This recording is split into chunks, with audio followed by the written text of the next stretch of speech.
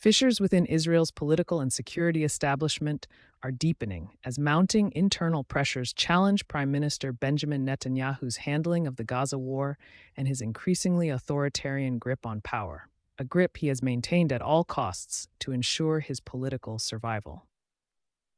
In the past, Netanyahu has dismissed the possibility of civil war, famously declaring in March 2023, during a temporary halt to his judicial reform, that there can be no civil war.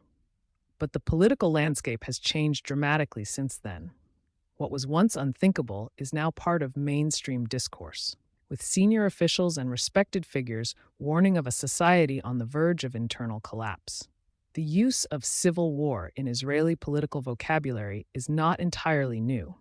It resurfaced in the 1990s when Prime Minister Yitzhak Rabin signed the Oslo Accords, committing to the creation of a Palestinian state, albeit one far smaller than the UN-recognized 1967 borders. At the time, the right-wing opposition mobilized fiercely against the agreement, branding Rabin a traitor and creating an atmosphere so toxic that it culminated in his assassination in 1995.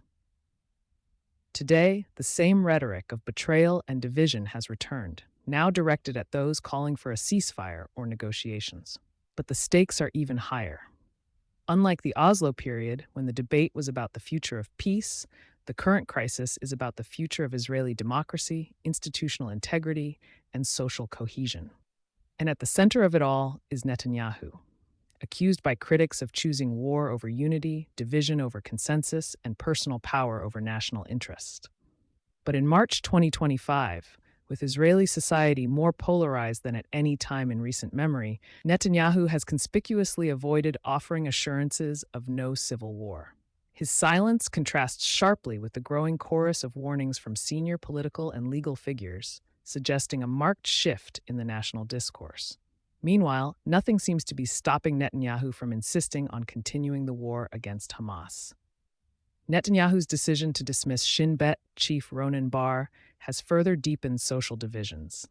On the 18th of March, Israel Hayom reported that Netanyahu's ongoing purge of senior officials was drawing comparisons to the authoritarian tactics of U.S. President Donald Trump, with the paper warning that Netanyahu had cut Israel's last cord holding the nation together.